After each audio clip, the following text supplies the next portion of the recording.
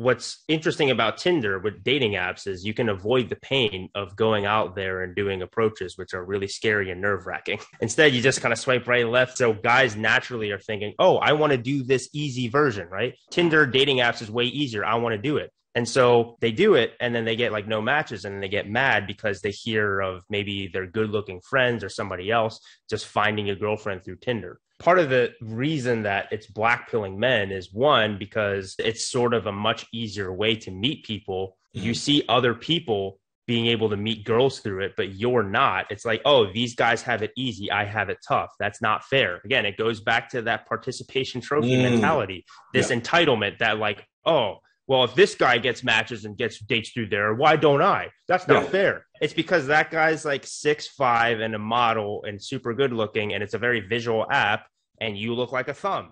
Hey, what's going on, guys? Welcome back to another episode of Good Bro, Bad Bro, the #1 show on the internet for dating, lifestyle, and relationships. So as you notice, I'm not in my usual setup. I'm actually overseas right now. I'm in Peru, which is an absolute beautiful country. With that being said, today I'm not going to have an in-studio guest. I'm going to have somebody over Zoom, which is, basically the same thing. But today we're going to be talking about a couple issues that men are facing. Overall, the decline of men in the West. Men are having much less sex. Men are more depressed. Men are turning to video games, SSRIs, and all kinds of other things. And also internet forums where they go and they rant, complain, and just be bad people. So Kevin has done a bunch of videos on this topic, and he has a lot of knowledge on black pill, red pill, blue pill. What we're going to do is break down where you guys are in life, what categories you fit into, what things you could do better, and hopefully convince a lot of the guys that are in the black pill or in the incel communities to stop this kind of behavior and how to improve their lifestyle and get back into a normal life, because a lot of people, they fall off into the dark end. And that's what we're going to be talking about today. Before we get started though, make sure you hit that like button, drop a comment for the algorithm, and join our Discord too, because we have a Discord that helps guys that are going through issues talk it out with other guys and girls that are in a similar situation and hopefully get you some help. Anyways, enjoy the video. And I'm feeling good. I like a dude fuck his life up and then gets it back together. Welcome to the show, boss. Thanks, bro. Happy to be here. Give everybody watching a quick background on you and your content. So my name's Kevin Ray Wilder. I cover philosophy, fitness, and self-development on my channel. And as a part of that, a lot of the times I cover dating topics. I didn't necessarily start off with those types of things, but that was sort of like an underlying thing that I saw. That was actually their true motivation. So I first started off as a personal trainer.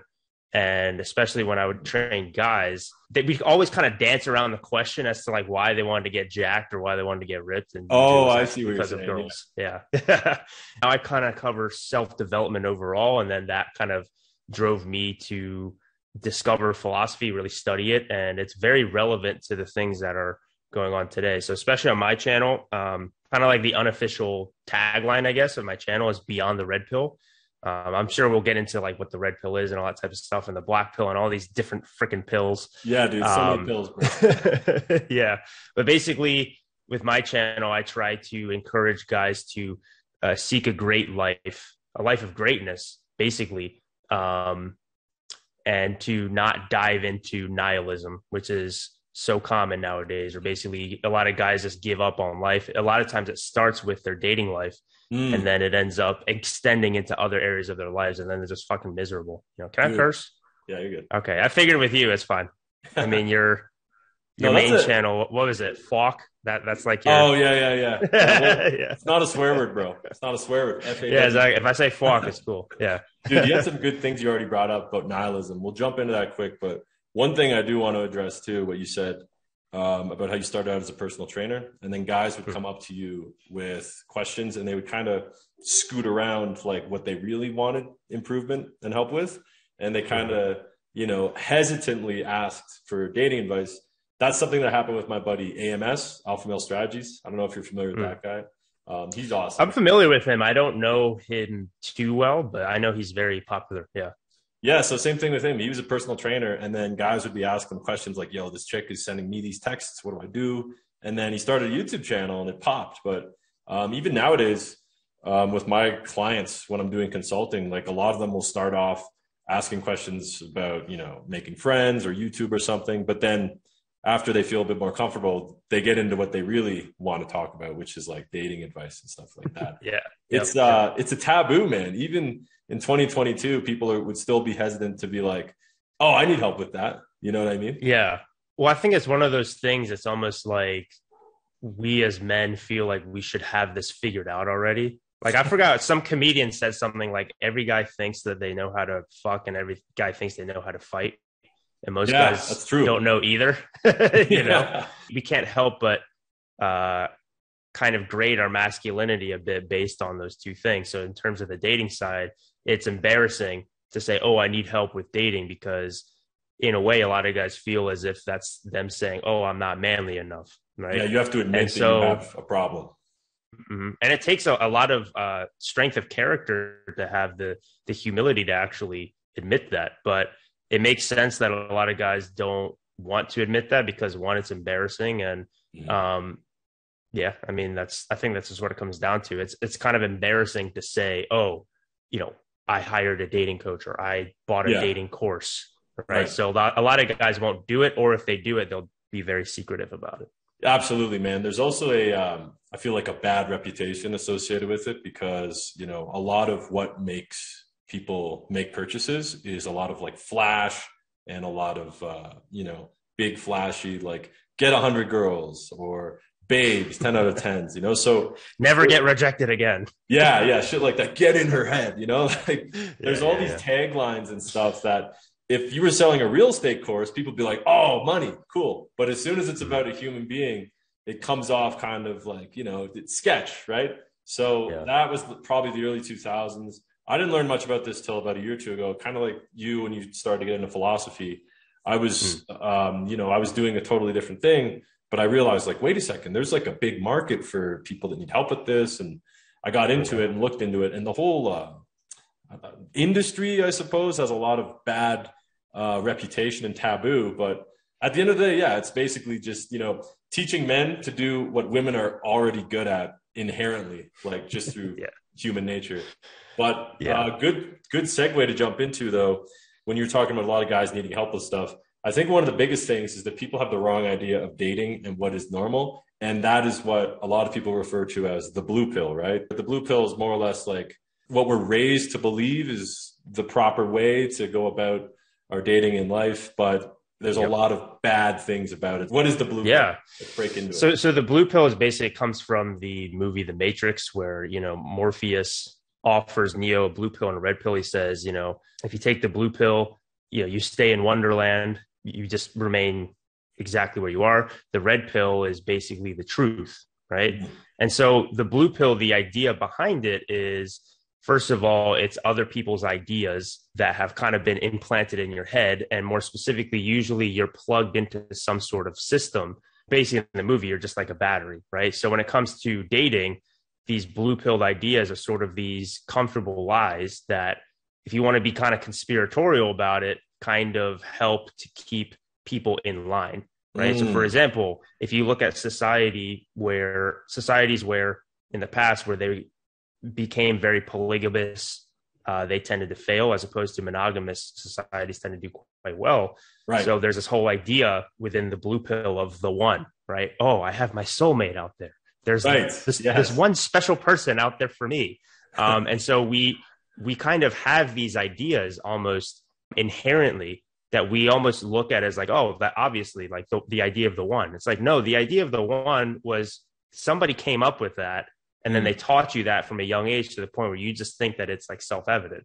When in reality, where you learn that from is through, you know, watching the Disney Channel too much when you were young, or your parents even. They watched a lot of romantic comedies or romance movies, and they had that idea based on the movies they watched, and then they taught it to you. So the issue is with that is, it's not necessarily saying monogamy is bad, but your idea of monogamy, your idea of love, your idea of relationships is the ideas of other people that have been implanted in your mind from a young age. And basically, you know, you almost view the entire world through a certain lens based on what society has told you. And sometimes what ends up happening is, if that actually conflicts with the actual truth of how dating and relationships work, how female nature is, how male nature is, how you react to women around you, there can be it can lead to pretty terrible things, unfortunately, because there's a disparity between the actual truth and these sort of lies that have been fed to you through your TV, through the culture.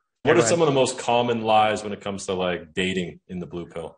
I would say the idea of the one and a soulmate, right?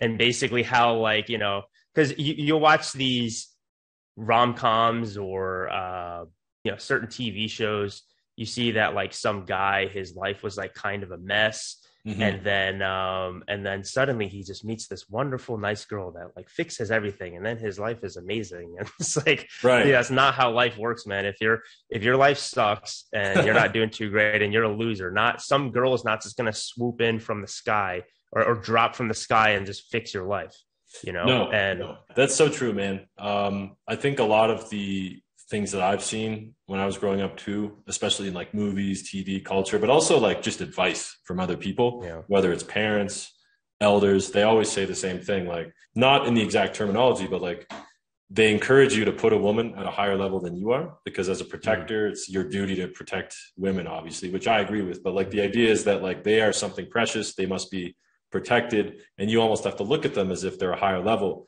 You have to win over their approval. You have to do things for them. And then when naturally you want to solve a problem, let's say you're with a friend and you're like, hey, how can I help you?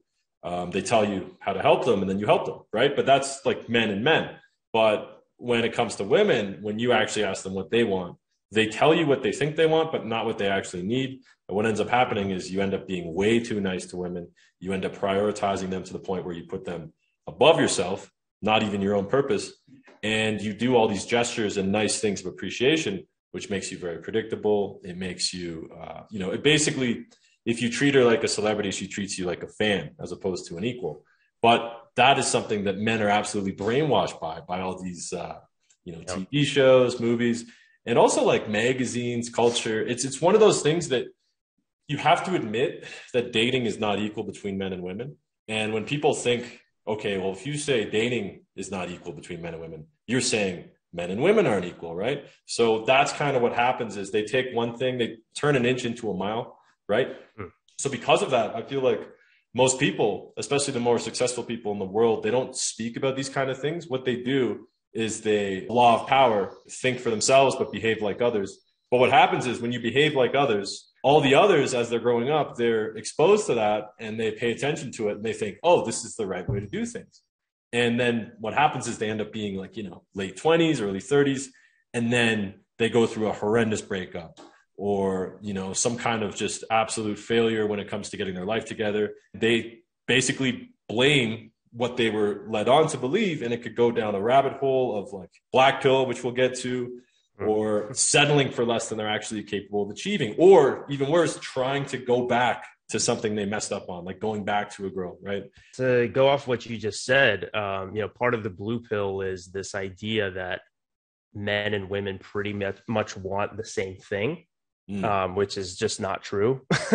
and they both want to be happy. They both want to be fulfilled. But obviously, men and women tend to have different biological imperatives, right? A woman wants to have someone like a monogamous relationship because the point of sex is to have children, right? So technically just from a biological standpoint. So it makes sense that she's just going to focus on one guy and make sure that he prioritizes her, because once she's pregnant with the child and has the child, she needs somebody to like protect them, right? And then from the guy's standpoint, he just wants to spread his seed, right? And it's okay. Like men, here's another thing too. Like we'll talk about the red pill, but what's common within the red pill, the red pill, I say the red pill in quotations because it's supposed to be the truth. I think, unfortunately, the red pill has kind of been, the term has been bastardized a bit for people to plug.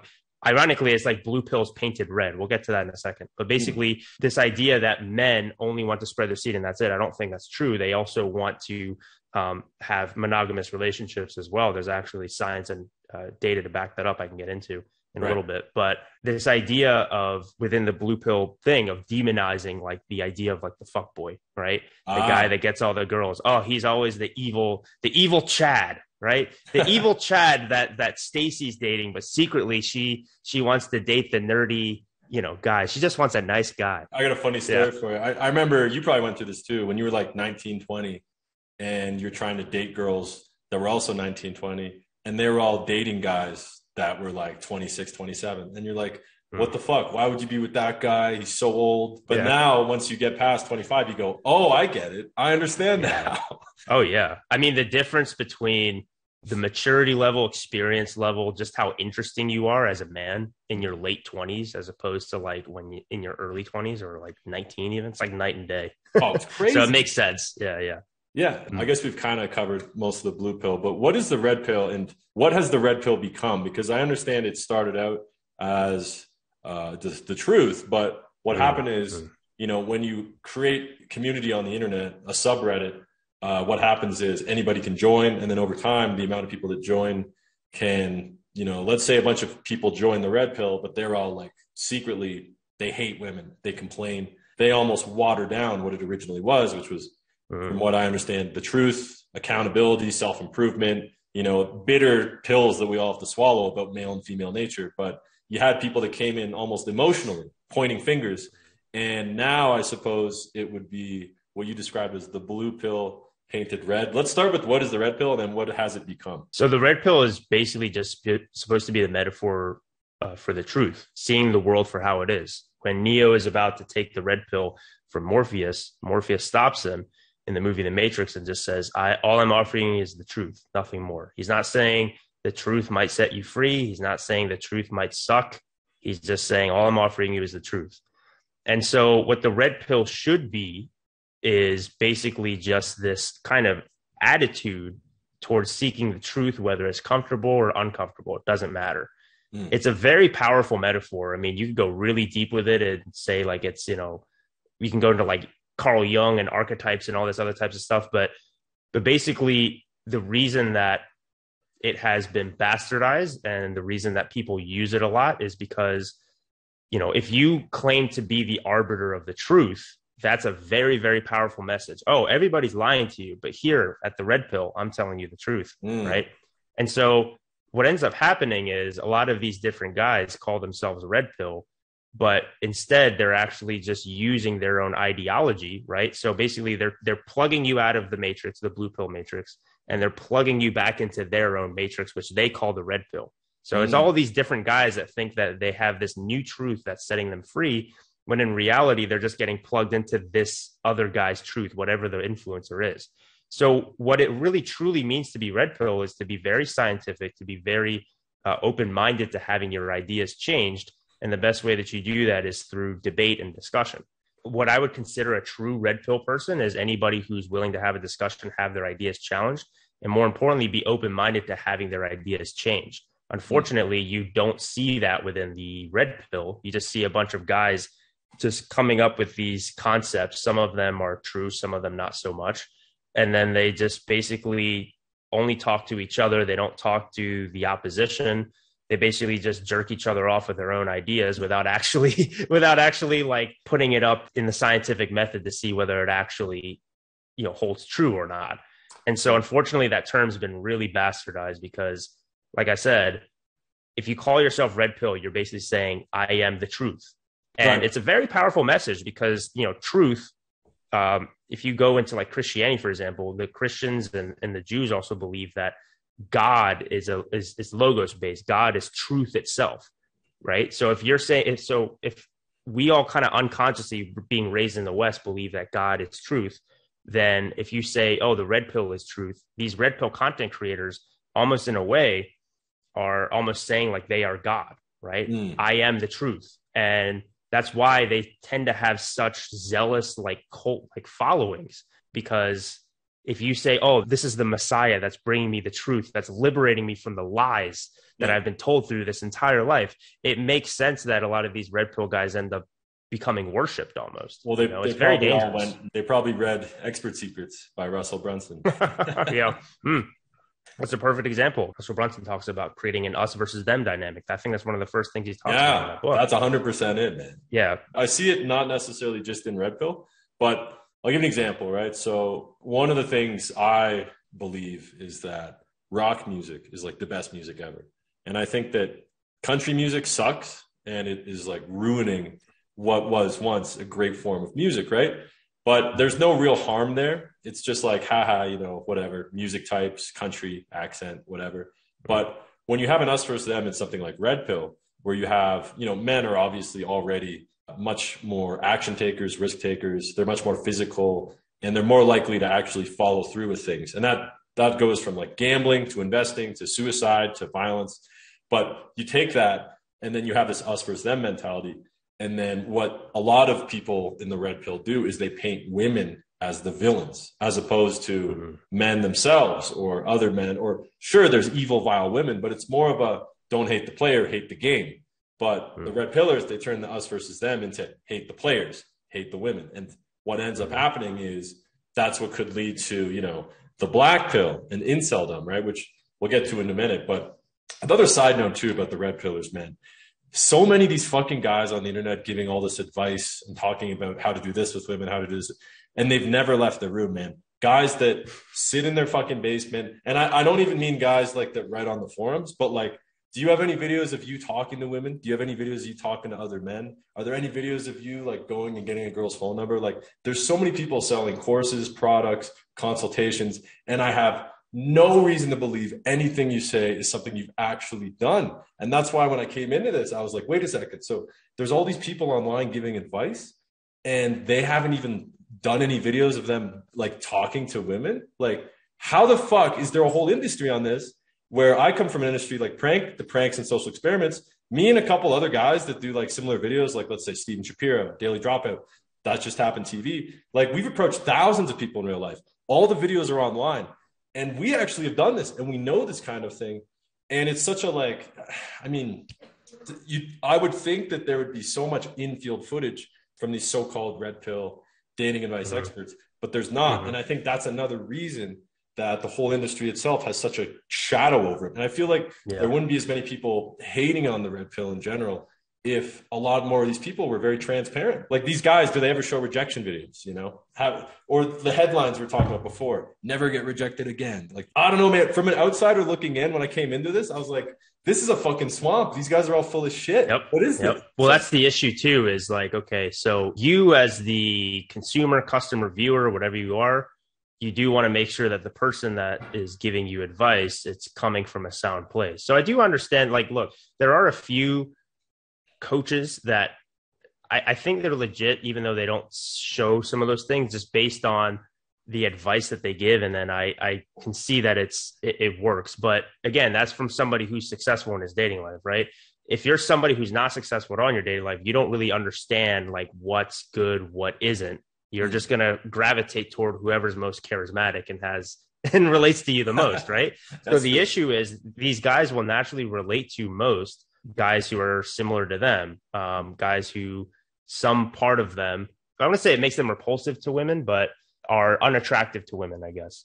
So that is something to keep in mind. So the best way to understand and make sure that somebody's legit or not is, you know, do they have like receipts? Do they show on their Tinder profile? They say, hey, yeah, I'm going to help you with Tinder. It's like, okay, well, can we see your Tinder profile? Like, do you get a lot of matches? Do you get a lot of, right? Or if you're doing pickup stuff, can we see footage of you picking up girls? Right. Yeah.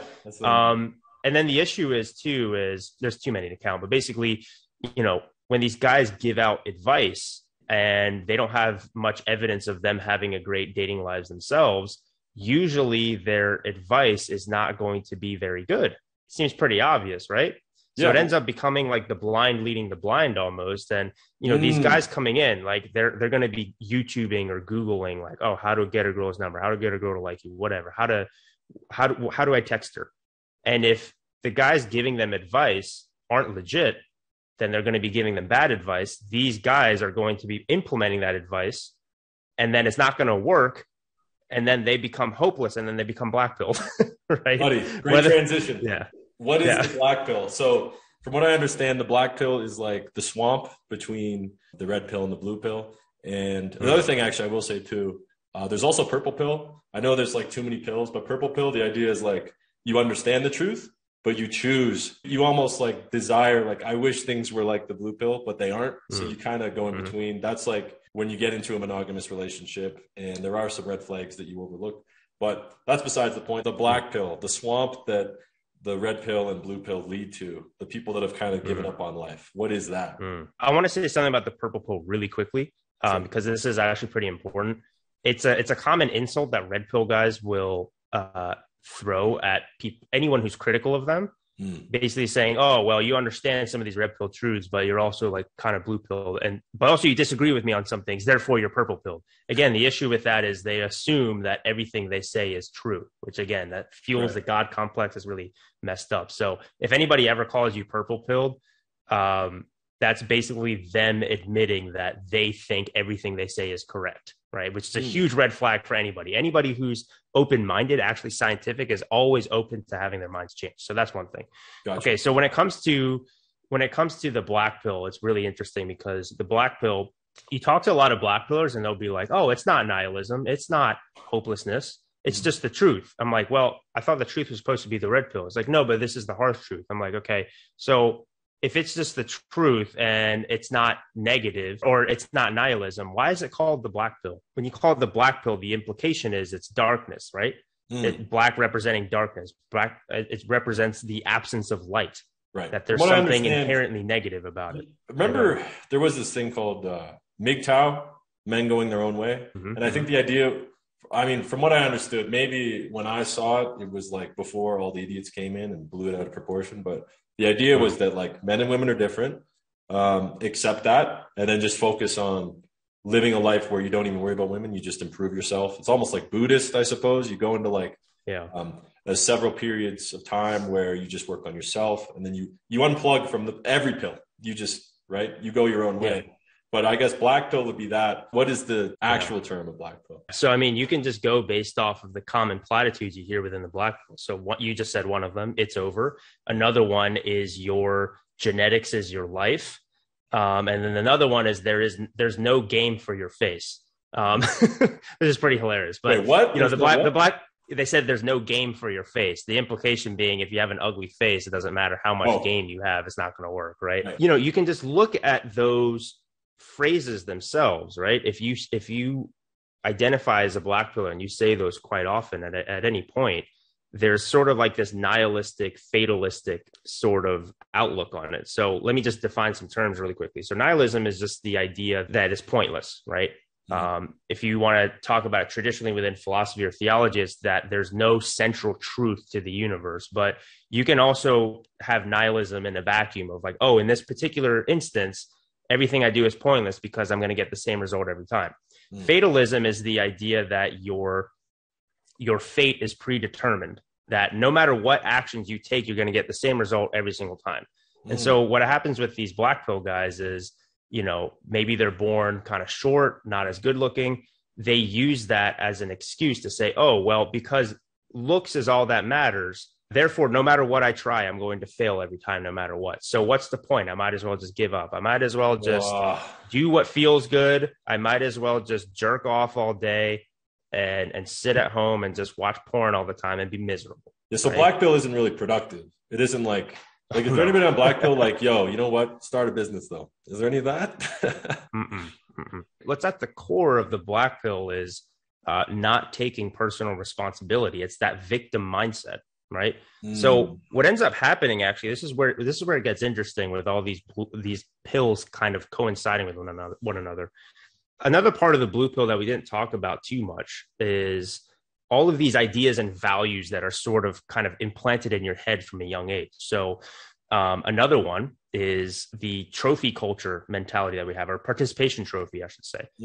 People don't talk about this enough and relate it to the blue pill. This idea that everybody's they're winner, entitled right? to a certain exactly yeah. So, you know, if we're taught from a young age that it doesn't matter whether you scored all the points on the team, whether you just destroy the other team, we're both winners, we don't keep score. What do you think that teaches you from a young age? That it doesn't matter whether you win or lose. So then when they're actually put in real life, right? Again, this is unconscious stuff. It's not like they're consciously thinking like, oh, everybody's a winner. I mean, maybe some, but most of it's unconscious. When they're thrown into the real world as an adult and they understand and they see, hey, dating is a competition. There's a certain select amount of hot girls and all the guys want them. They're only going to choose the ones that they perceive to be the highest quality.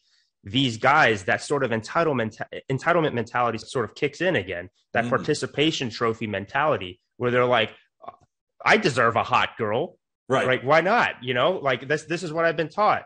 If I want something, I deserve it. Yeah. And so they have that mentality. And then that mentality turns into a lot of negativity and cynicism when they don't get it. Right.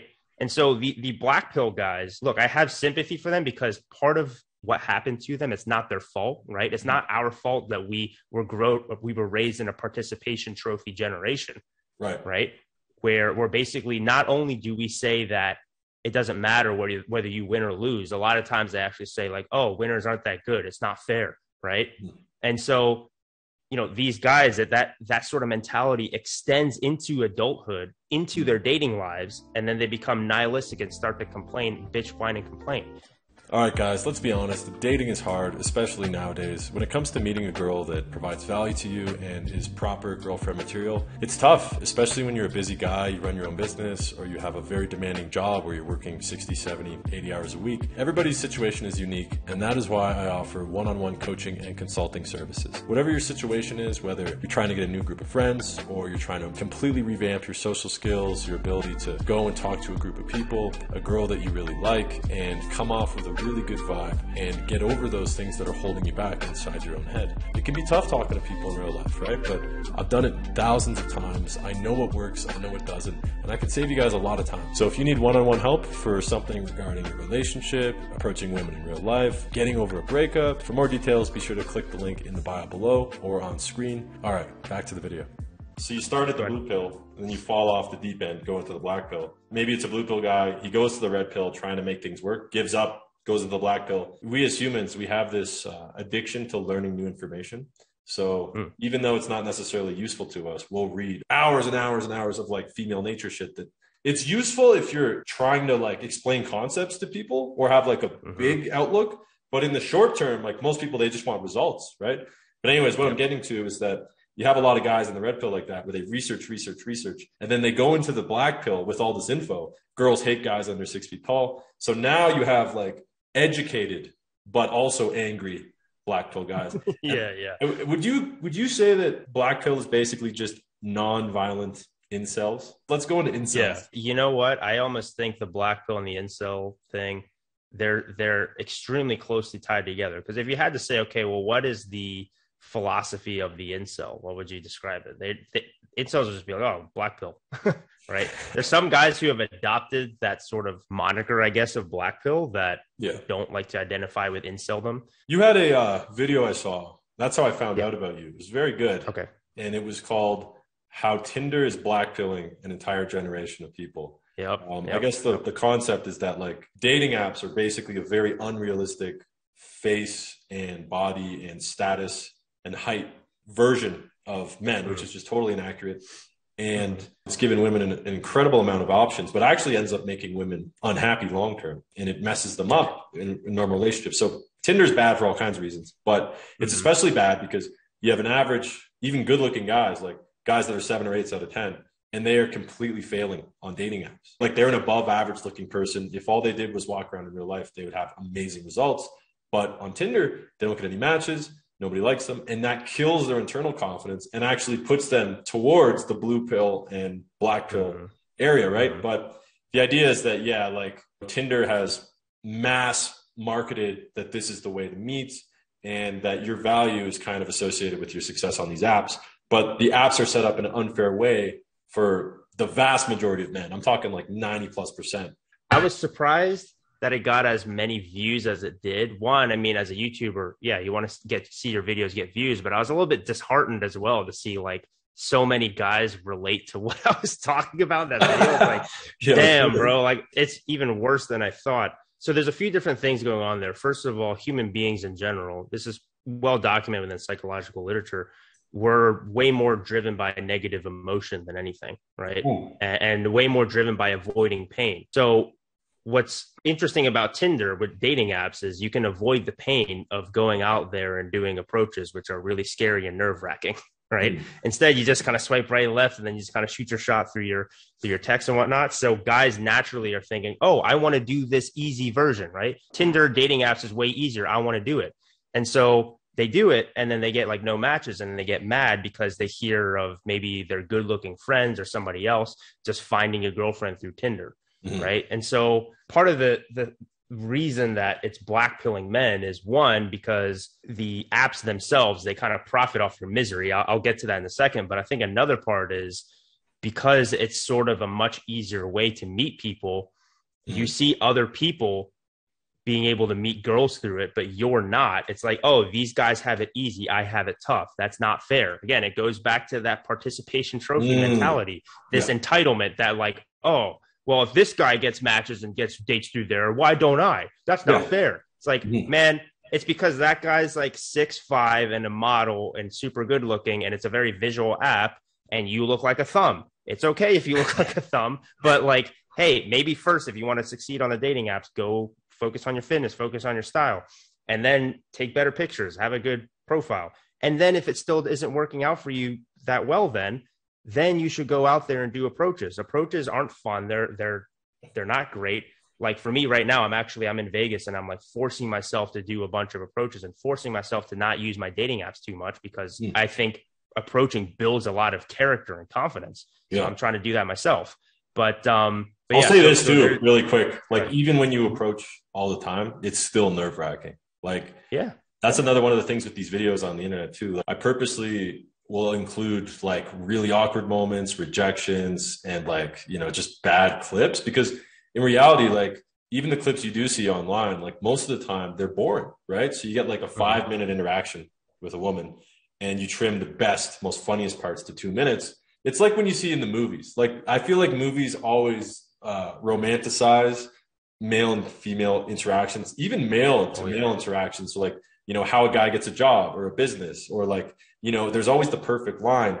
And that goes back into the blue pill thing. We see that from a young age. And then naturally, there's no way in hell that we like even come remotely close to comparing to that amount of like lack of stuttering. Your lines are just on point. You know the jokes to say, you're witty. Like this is something that takes a long time to do.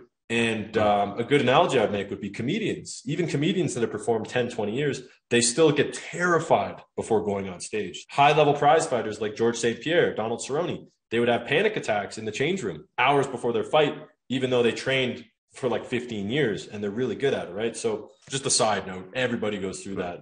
And, you know, it kind of goes back to what you were saying about human nature, where, you know, as a biological narrative for us to avoid pain and discomfort, it almost motivates us to go after what we need to. And, you know, the difference between back then, though, is that if we couldn't do it, we just didn't recreate. We died. That's it. But now you can go on a forum and just talk shit. I think that's a great point, man. I think that's one thing that guys need to ask themselves, because again, all this stuff really goes back to that blue pill conditioning, more specifically in this case, the participation trophy mentality. So it's like, okay, so there's a hot girl that you see on Tinder, right? You swipe right on her. She doesn't swipe right back. Or even before you see whether she swipes right on you or not. So before you even swipe, you should ask yourself, why do I deserve this hot girl? Because every single guy wants this hot girl, but she's only going to choose one. So why would she choose me, right? I think most guys forget to ask themselves that question. And automatically that selfish part of them that just has that participation trophy mentality, it just feels like they were wronged in some way. It's like, mother effer, you're overweight, you're broke, you're not interesting, and you're not funny. So why would she swipe right on you? Again, here's the thing. It's like, I know that sounds really harsh, but that's actually like, well, you know what? Another thing too, though, you got to take into consideration, you listed a couple different things, like how funny are you? Like you can't tell how funny somebody is on a dating app. You can only, like, women are attracted to, like, let's say 20 things. It could be even more. It could be 50. Well, let's say like at least 10, right? And on a dating app, you can only see 3. You can see your looks, your status, and then your height/occupation. So are you an accountant? Are you a pilot? And are you 6'2"? Are you 6'3"? And then social proof, you with a bunch of friends, active lifestyle.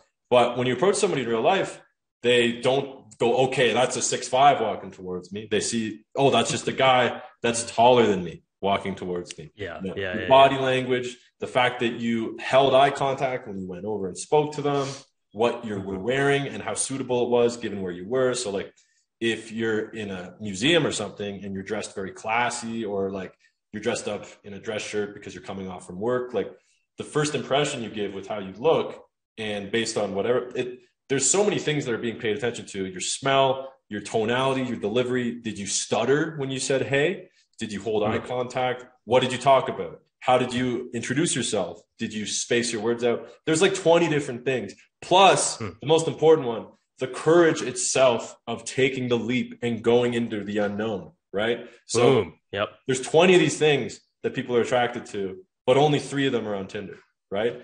So if your strengths aren't those 3 things, which I would say, you know, since the average height of men is 5'8", 5'9", on Bumble, actually, there's a statistic that if you are not 6 feet or taller, then you are not seen by something like 70 to 80% of people on the app, right? Yeah. So right off the bat, you're fucked. I can't remember what book it was. I think it was Tim Ferriss or somebody, but he said too many people try to focus on improving their weaknesses.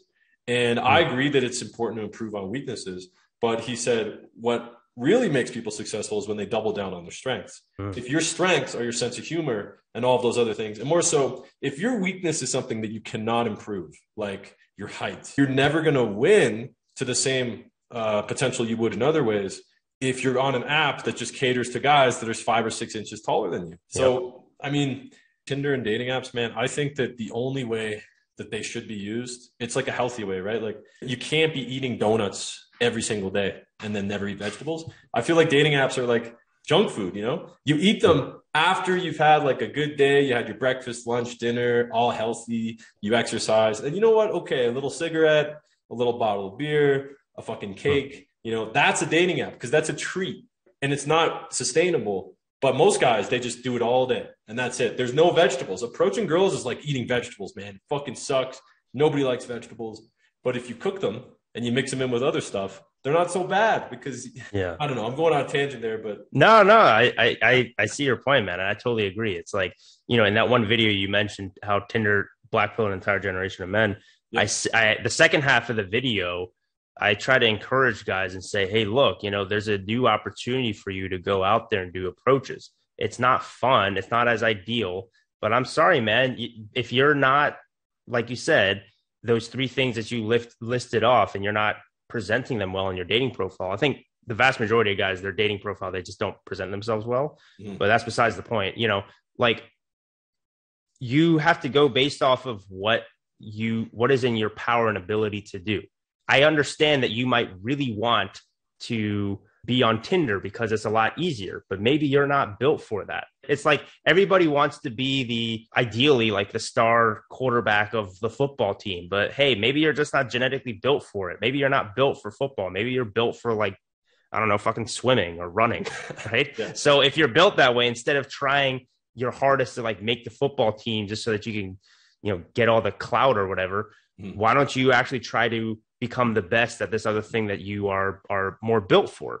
The reason that people don't want to do it is because it's a lot harder work. It's more, I guess, embarrassing. And yeah, really at the end of the day, it's much more difficult than this thing, right? This thing's really easy.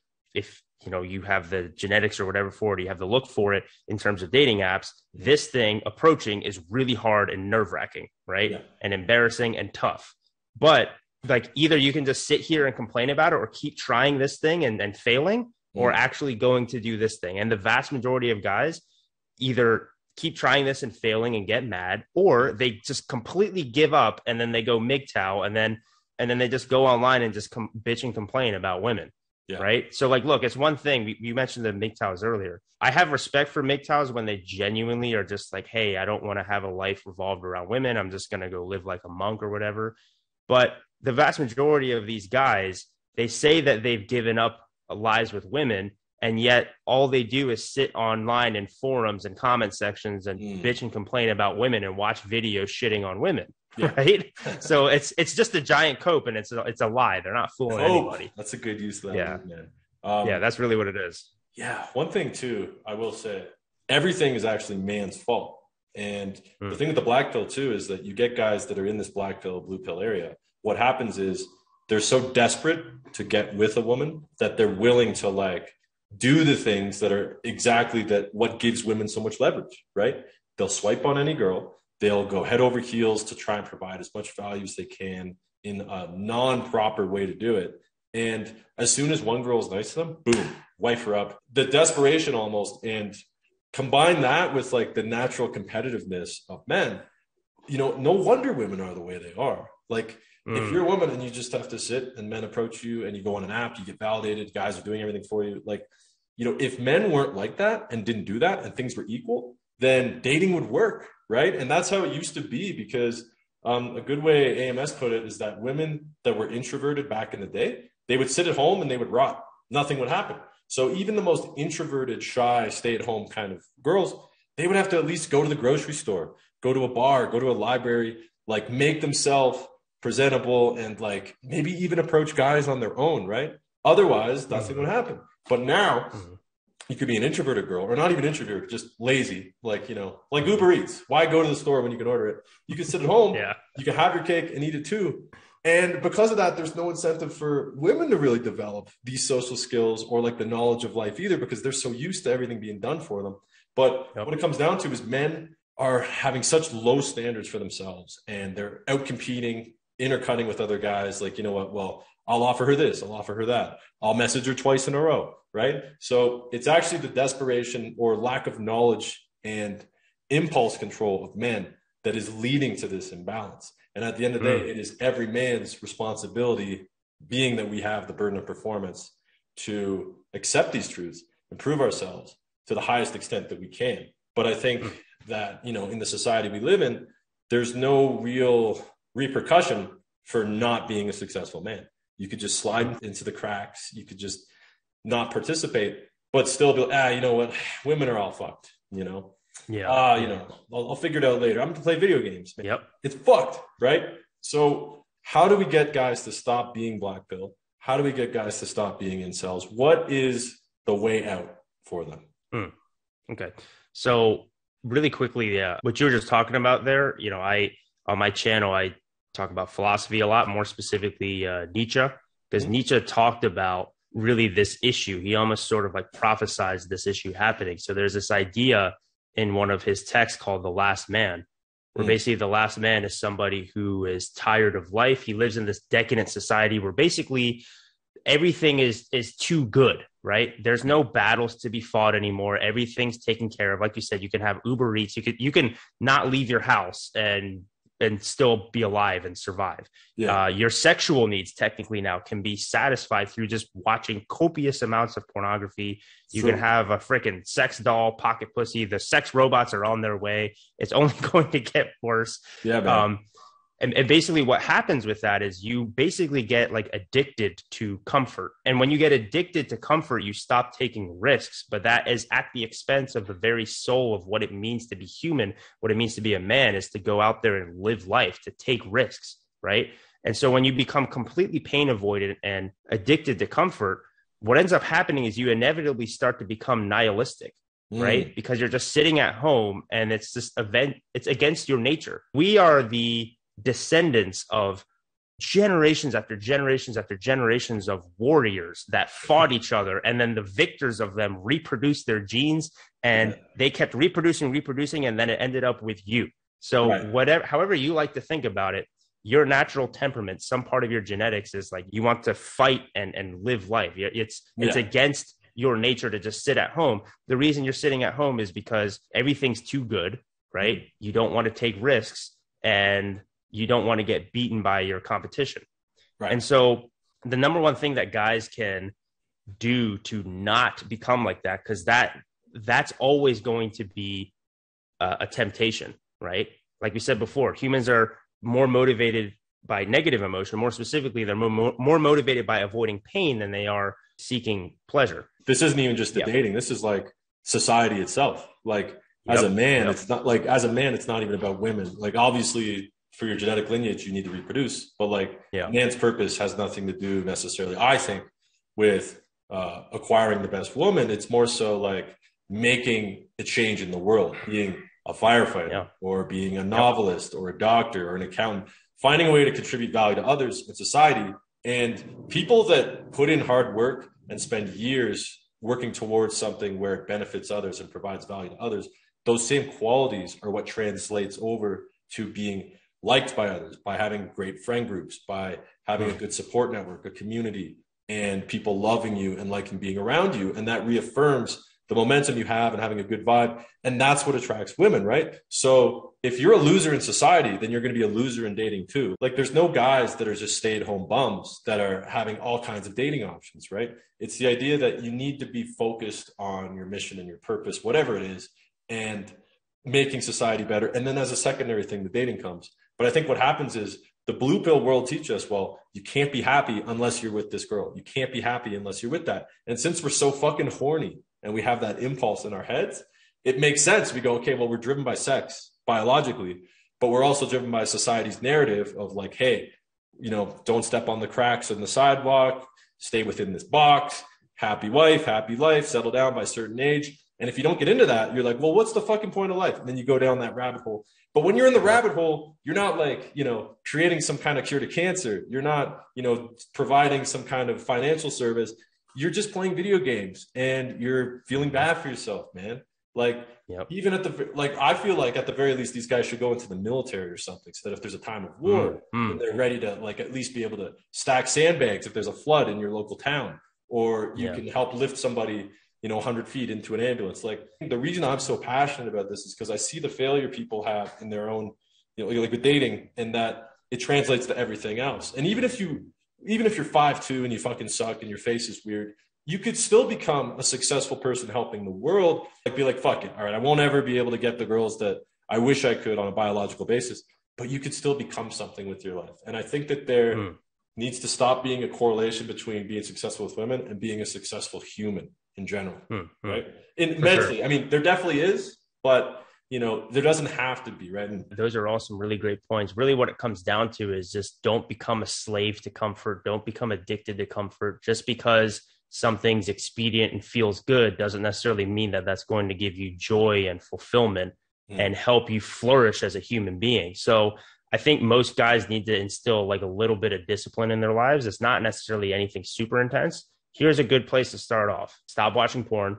Just try NoFap, right? I know it's like kind of a meme, but it's you'll realize how much of your energy gets sucked away from you every time you watch pornography and you jerk off to it. More specifically, a lot of these guys, again, they give up on women. And the reason that they're able to give up and still be able to live their life without offing themselves is because they can still kind of live this fantasy through their phone screens, through their computer, right? It's just good enough. It's not the real thing, but it's just good enough for them to be able to cope with their situation. So if you force that discipline on yourself to not watch porn anymore, it's going to force you to actually go out there and try to meet women, right? If the only way that's a rule that I have for myself this entire time I'm in Las Vegas right now. I can only get off if it's with the assistance of a female partner. I can't do this myself, right? That's going to motivate the crap out of you to go and put yourself out there. Number 2 is to start taking cold showers, because cold showers, what's great about it, it's not just, of course you get the certain physiological benefits, but it's more the attitude of like when the water's coming down, it's really cold. And you're like, shit, I don't want to do this. I don't want to do this. I don't want to do this. But then you end up doing it anyway, right? It's a similar thing with cold approach. You see a hot girl, like, fuck, I really want to approach her. I know it's good for me. I want to do it, but I'm scared. I don't want to do it. Yeah. Right. It's a similar attitude of jumping into the cold shower, just jumping into that discomfort.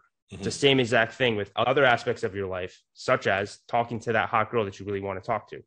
Right. So just implementing those 2 things, I think can make a world of a difference. If your dating life sucks right now, if you can remain really disciplined with these 2 things, naturally it's going to force you to start taking the steps necessary to improve your dating life and to not become a black pill incel. I'd say another thing too with number 1, equally as important in my view, and not necessarily like, I'm talking about more just be better human as opposed to like being better with women, but your phone, man, like phones are so fucking addictive. The stimulation you get on social media, dating apps, like, so I haven't even used my phone at all today. I just left it in another room. And I haven't even felt the need to like go check it. And I felt amazing. And I've just felt more interested in things that are less stimulating, right? Because when you're on your phone, you're so stimulated. So why would you want to read?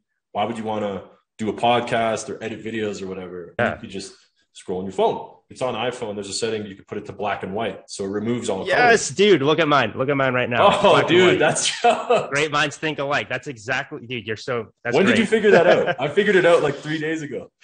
About a year ago, and I kept kind of going back and forth with it. But yeah, when you put your phone on black and white on grayscale, it instantly becomes less interesting. You can actually see your screen time goes down. And also, if you're just going through Instagram, YouTube, we live in such a hyper-sexualized society now. Like you might just see like some girl's ass and then just be like, oh shit, I want to go watch porn. Right. It's way less interesting when it's black and white. Dude, right? 100%. Man. Especially me going through NoFap right now. Like I need that. So if it's colors and I just see some like big booty baddie on Instagram who I don't even follow, somehow it just comes up.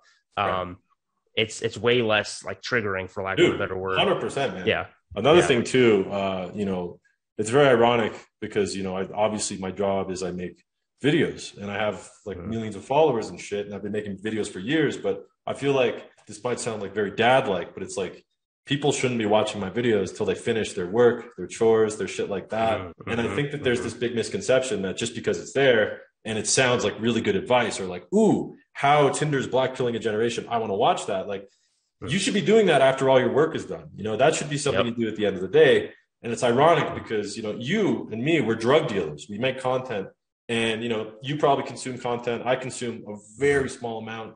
I think the best drug dealers in the world, they don't consume their own supply. But it's very ironic because I feel like one of, if not the greatest problem right now that's holding guys back is they're doing too much.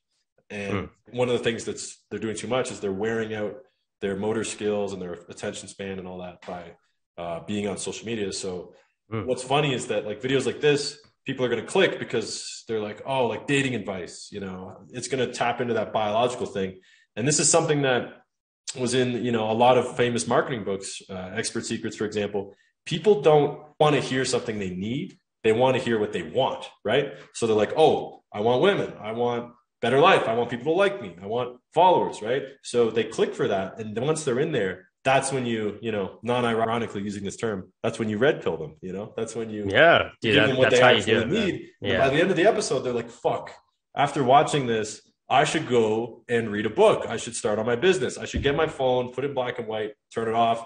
And then every week when I have an hour to spare, I'll watch Good Bro, Bad Bro, or I'll check out Kevin Ray Wilder's fucking video. But I feel like that's a message that isn't coming off enough. Like, as much as we have useful information for people, you need to consume it responsibly at the right time. Otherwise, you're just going to be constantly, like, you're going to know everything, but your life is just consuming shit. You know what I mean?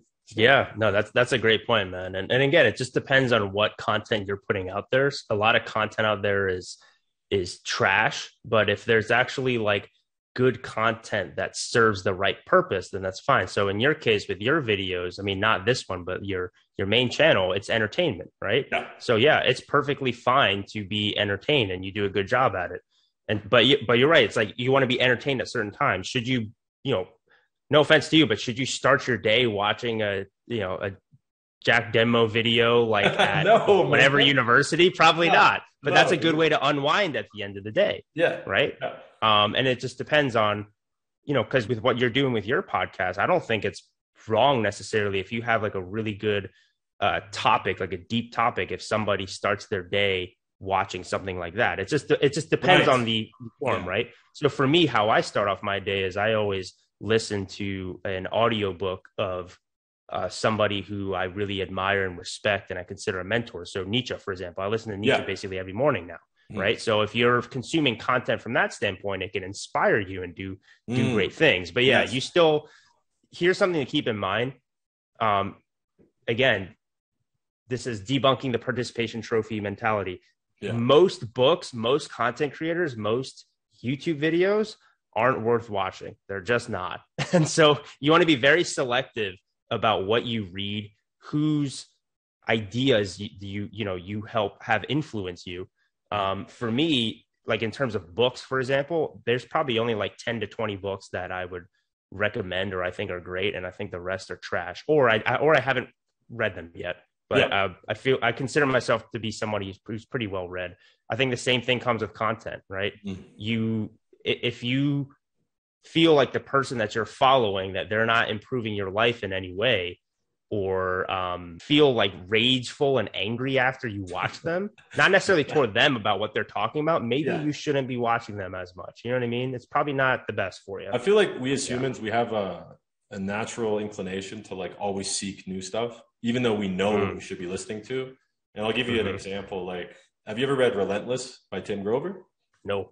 Oh, dude. Sounds cool, though. Guy that he trained Michael Jordan, Kobe Bryant, all those guys, and basically the mindset of like the highest level athletes.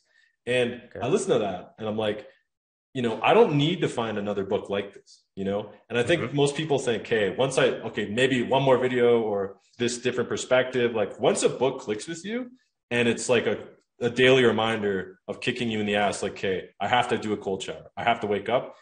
If you just listen to that religiously every day, like once you realize this is actually what I need, even though there might be some other little tidbits here and there, like the time you're spending searching for them, listening to them, seeing if that's the right one or not, I feel like most people would be better off, especially when they're starting out the self-improvement journey, find like one audiobook or something where the message is clear. Like you must wake up early, you must exercise, you must not go on your phone, you must not masturbate, blah, blah, blah. Like if you just listen to that over and over and over again, and by over and over, I mean like every morning when you wake up, you listen to probably the same handful of audiobooks.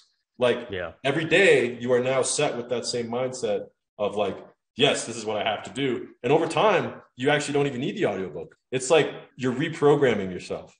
You know what I mean? Yep. And there's an actual psychological process that does that, where basically it started off with philosophy back in the day. Aristotle, that's how much of a genius he was. He had this idea of habituation, where basically the more and more you practice a certain virtue, it just becomes part of you. And recently in psychology, there's this idea, this concept called automaticity, where if you repeat something over and over again, it literally just becomes like a new, almost like hardware or new software downloaded in your brain. It's pretty fascinating. I will say really what it comes down to is like, if you take in too much information, your thoughts almost like don't become your own. And then you start thinking the thoughts of other people. So that's why it's important to make sure that you're as well. Yeah, exactly. You have to make sure that the information you take in is really important. That's why when people say like, oh, I just watch like Jerry Springer or whatever for entertainment and I watch it like 6 hours a day. It's like, well, they're probably going to start becoming like the people on Jerry Springer. If they're possibly, you know what I mean? Yeah. It's like the whole thing of the people you surround yourself with, right? I'll kind of end the message, I guess, with this is like, you should focus on radical individuality, right? Because it's especially with the blue pill, red pill thing, once you're unplugged, you are very susceptible to kind of look for like a daddy that's going to like guide you through life and say like, oh, here's the way. And you're very susceptible to becoming basically like joining a cult, right? What like cult leaders, they purposefully look for people who just went through some sort of emotional trauma or bad experience and are looking for answers so that they can plug them into their ideology. So as long as you have the mindset of like, oh, always make sure that you're never becoming a fanboy for anybody, including us, right? We would love for you to be great fans of our content, but for your sake, we don't want you to become some unquestioning fanboy. So always bring it back to you, radical individuality. If you're going to join a cult, join your own cult, like your own cult of one, right? The cult of Kevin Ray Wilder only has one member, it's Kevin Ray Wilder. Right. The cult of Jack Demo, ideally, I mean, you have a huge audience, so you might have a few cult members or without, it's not necessarily your fault, but the cult of Jack Demo should be, Jack Demo, the cult of whoever's viewing it. Responsibility of the creator to like, give this stuff to your audience too, right? Like a lot of these guys, like I behind the scenes know a lot of massive YouTubers, man, and they're all miserable, dude. Like they hate their lives. They're depressed. They kind of felt like once I become a big YouTuber, I'll be happy or whatever. But once they get there, they realize it's not. But you have to, like, that's your identity now. You are like, hey, I'm successful. Look at how good I'm doing. Everything's great. There's a lot of fakeness to it. But that is more of an internal issue where they have to be comfortable with themselves and then tell the truth to people. But besides that, I think that it's important for people with large audiences to just be transparent once in a while. Win over, law of power, win people over with honesty, right? Once in a while, be like, you know what, guys, like, I'm fucking tired. I don't wake up every day wanting to edit. I get rejected once in a while. Sometimes my businesses fail. Sometimes I have friends that I get in arguments with because I was an asshole to them, right? But when all you see is the best versions of people, especially on apps that caters towards the highlights of people's lives, you're basically building up a person that's too perfect to be real. And obviously you're going to fail to, compare yourself to them. So that's another reason to kind of unplug from consuming other people's stuff. It's like, well, fuck, why does Kevin Ray Wilder know all this thing that I don't? I wish, like, why am I not as knowledgeable as him? Why don't I have my own channel? Right. And these are things that maybe that's just pain motivating us. But the idea is once you actually do stuff and you unplug from all the other sources, then you get the thoughts that would normally bounce inside your head. They get expressed through actions and you don't have as much problems. So, yeah, that's awesome. One last thing on that, Yeah. I talk about Nietzsche a lot. Nietzsche talked about how it's important to find times of solitude where you disassociate from society so that you can come up and be creative with your own thoughts and really see the things that you value. So in the modern context, that would be just deleting social media, even if it's for a temporary period of time, deleting, TV, and yeah, just kind of just sitting there with your thoughts and just try to see where your thoughts start to go. And then you can start to be objective about, where are these thoughts coming from? I'm thinking differently than I usually do. Maybe it's because I'm consuming all of this content and these ideas that aren't even mine are like basically plaguing my mind. Now I can actually like think normally for myself. Here are the things that I actually want to do. It's very powerful stuff. And I think it's needed now more than ever. Yeah. Go back to radical baseline, individuality. pretty much. Yeah. Always have that attitude of radical individuality, basically like creating your own cult of one. Don't be a fanboy. Like you have to objectively look at yourself. It's like, am I a fanboy for anybody? And even if it's somebody you respect, obviously you're going to respect them if you're a fanboy for them. It's like, is that good for you? Right? Do you want that to be your legacy as a man of like, I was a follower of this guy? It's like, how about you be the guy that people follow? Right? I'd rather preach that than anything. Buddy, you're breaking the fourth wall right now. Being a bit too bit too honest, a little bit too meta, I guess. Don't hit the like button, guys. Follow me on YouTube. I'm actually going to be releasing a free ebook soon, just talking about my overall philosophy, because all the stuff we talked about here today is just kind of scratching the surface. But a lot of people sometimes get sort of confused as to like what I actually believe, because I talk about all these different things, and I want to make sure that anybody who comes to my YouTube channel, anybody who consumes my content, understands exactly what I'm about. So that's why I'm going to create like a free ebook where it just like lays out all the stuff that I believe in. So that'll be coming out soon. All right, man. Thanks for coming on. Once again, guys, hope you enjoyed that. If you want to see Kevin come back on, make sure you drop a comment below and leave a comment there just to support the algorithm. Hit the like button, and we'll see you guys every single Wednesday at 5 p.m. EST.